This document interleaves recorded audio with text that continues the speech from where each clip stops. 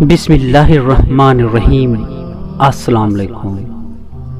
623 عیسوی میں حضرت ابو بکر صدیق رضی اللہ تعالی عنہ کے انتخاب پر خلافت راشدہ کا آغاز ہوا۔ انہوں نے حروب الردہ کی بعد سلطنت ساسانیہ اور سلطنت بازنطین کی جانب پیش قدمیاں کی۔ 634 عیسوی میں حضرت ابو بکر صدیق رضی اللہ تعالی عنہ کے انتقال کے بعد حضرت عمر بن خطاب رضی اللہ تعالی عنہ خلیفہ دوم مقرر ہوئے۔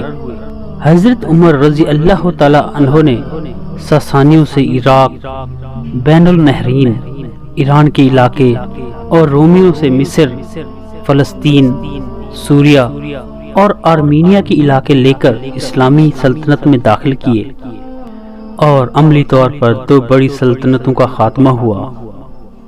638 عیسوی میں مسلمان بیت المقدس میں داخل ہو چکے تھے۔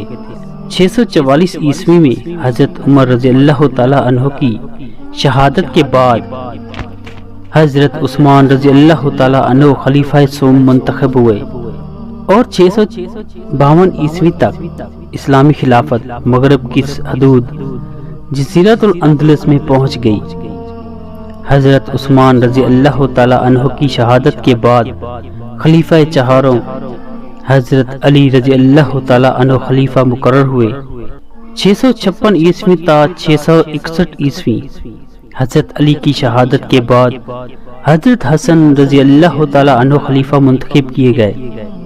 3 ماہ کی مدت میں حضرت حسن رضی اللہ تعالی عنہ مسلمانوں میں باہمی اختلاف کو ختم کرنے کے لیے خلافت سے علیحدہ ہوئے۔